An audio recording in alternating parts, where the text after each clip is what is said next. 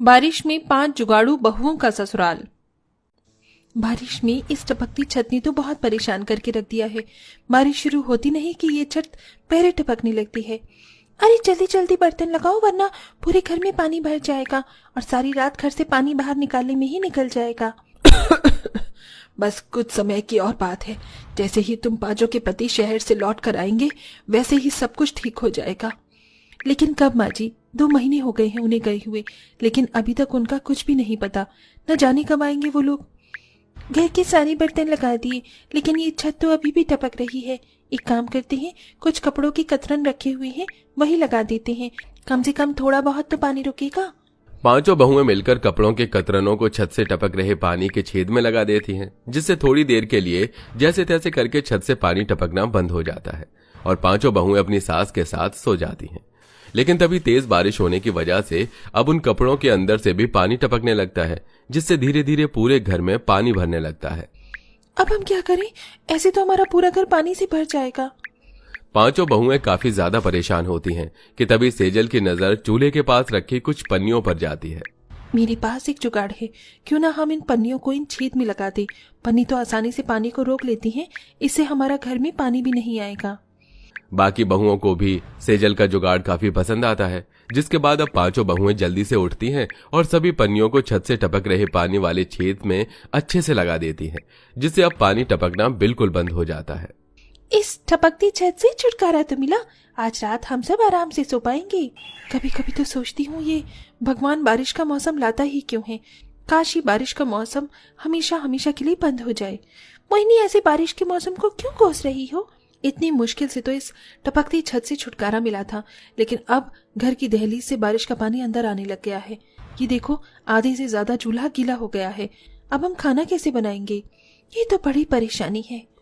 पूनम मोहिनी दोनों गीले चूल्हे को देखकर काफी परेशान हो रही थी कि तभी पूनम को एक जुगाड़ सूझता है। पूनम जल्दी से अपने घर के पीछे वाले हिस्से में जाती है और वहां से एक टीन का डिब्बा लेकर आती है और उसको अच्छे से काट कर चूल्हे के पास रख देती है और अब उसमें कुछ लकड़ियों को जलाकर डाल देती है। ये तुम क्या कह रही हो? मिट्टी का चूल्हा तो इस बारिश में गीला हो जाता है, लेकिन ये टीन का नहीं होगा। अब आराम से इस टीन के चूल्हे पर खाना बना सकेंगे हम। पूनम के जुगाड़ की वजह से अब सभी बहुएं आराम से उस टीन के चूल्हे पर खाना बनाती हैं और ऐसे ही कुछ समय गुजर जाता है। लेकिन इस बारिश के मौसम का कहर अभी भी 5 बहुओं पर बरसना नहीं रुकता। अभी थोड़ी देर पहले ही तो पोंछा लगाया था, लेकिन फिर से जमीन गीली कैसे हो गई?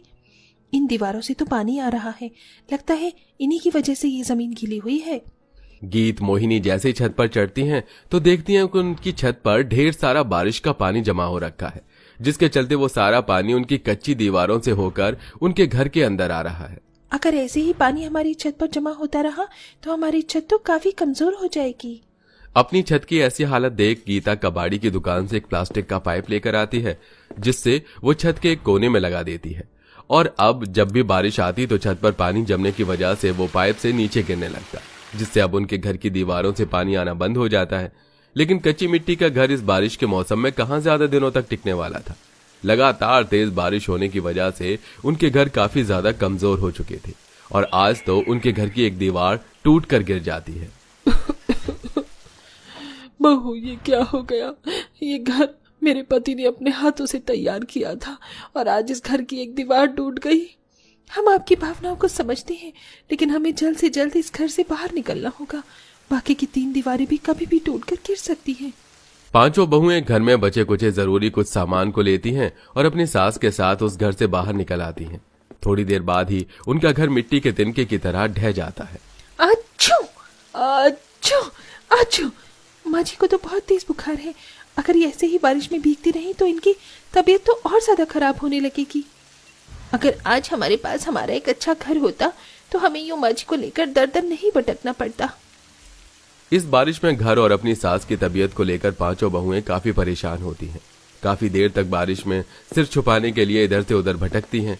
रास्ते में उन्हें एक बहुत बड़ा मंदिर दिखाई देता है, जिससे देख 5 बहुएं अपनी सास को लेकर उस मंदिर के अंदर चली जाती हैं और सारी रात बारिश में उस मंदिर के अंदर ही गुजारती हैं। कल की रात तो हमने इस मंदिर में गुजार ली, लेकिन मंदिर के पंडित जी हमें ज्यादा देर तक यहाँ नहीं ठहरने देंगे। हमें कहीं ना कहीं तो सर छुपाने का ठिकाना ढूंढना होगा। पांचों बहुएं बारिश के मौसम में अपने घर को लेकर काफी ज्यादा परेशान होती हैं कि तभी शशिकला जोर जोर से खांसने लगती है। मैं माँ जी के लिए पानी लेकर आती हूँ। प्रियंका मंदिर के नल के पास पानी लेने के लिए जाती है, जहां उसे एक प्लास्टिक की बोतल पड़ी मिलती है। प्रियंका उस प्लास्टिक बोतल में पीने के लिए पानी भरती है कि तभी उस प्लास्टिक की बोतल को देखकर प्रियंका के मन में एक और नया जुगाड़ आता है और वो जल्दी से भागी भागी मंदिर के अंदर आती है। मेरे पास एक जुगाड़ है, क्यों ना हम पांचों मिलकर अब जुगाड़ से इस बारिश में अपने लिए घर बनाएं। हम प्लास्टिक की बोतल से इस बारिश से बचने के लिए घर बना सकते हैं। अभी जब मैं बोतल के अंदर पानी भर रही थी तो देखा कि कैसे ये प्लास्टिक की बोतल के अंदर का पानी बाहर नहीं आता और न ही बाहर से पानी अंदर आता है। प्रियंका बिल्कुल ठीक कह रही है। जब मैं स्कूल में थी तो हमने भी ऐसे ही प्लास्टिक की बोतल से एक एग्जीबिशन बनाया था। प्लास्टिक की बोतल का घर बनाना एग्जीबिशन बनाने जितना तो आसान नहीं है, लेकिन हम सब कोशिश तो कर ही सकते हैं। प्रियंका गीता की बात मानकर बाकी की तीनों बहुएं भी उनके साथ आसपास के लोगों से काफी सारी प्लास्टिक की बोतल को इकट्ठा करती हैं और एक खुले मैदान में जाकर अपना घर बनाने के लिए जमीन में पत्थरों की मदद से खुदाई करने लगती हैं। चलो, जमीन की खुदाई तो हो गई, अब हम इन प्लास्टिक की बोतल से अपने घर की नींव रखना शुरू करते हैं। पांचों जुगाड़ू बहुएं प्लास्टिक की बोतल थोड़ा थोड़ा पिघलाकर आपस में चिपकाने लगती हैं, जिससे वो सबसे पहले अपने घर की चारों दीवारों को बनाकर तैयार करती हैं। साथ ही अब उन दीवारों के चारों तरफ चिकनी मिट्टी का भी लेप लगा देती हैं, जिससे वो दीवारें काफी ज्यादा मजबूत हो जाती हैं। चारों दीवारें तो बन गई, अब हमें अपने घर की छत भी बनानी होगी और वो काफी ज्यादा मजबूत होनी चाहिए। पांचों जुगाड़ू बहुएं घर की दीवारों की तरह ही उन प्लास्टिक की बोतल से घर की छत भी बना देती हैं और छत की एक साइड पर पाइप भी लगा देती हैं, जिससे अब उनकी छत पर बारिश का पानी जमा नहीं होता। और घर की जमीन के लिए पांचों जुगाड़ बहुएं अब आसपास की जगह से ढेर सारी हरी घास लाती हैं और उन्हें अच्छे से जमीन पर बिछाकर उसके ऊपर चटाई बिछा देती हैं और आखिरकार बारिश में घर बनकर तैयार हो जाता है। बहू, तुम्हारा ये जुगाड़ से बनाया हुआ घर सच में काफी ज्यादा सुंदर और मजबूत है। बाहर जितनी तेज बारिश हो रही है, लेकिन घर के अंदर एक भी पानी की बूंद नहीं आई और ये जमीन देखो, सोने में भी कितनी ठंडी लग रही है। अब हम आराम से अपने जुगाड़ के घर के अंदर रह सकेंगे। अब हमें दर दर यूं बारिश में नहीं भटकना होगा।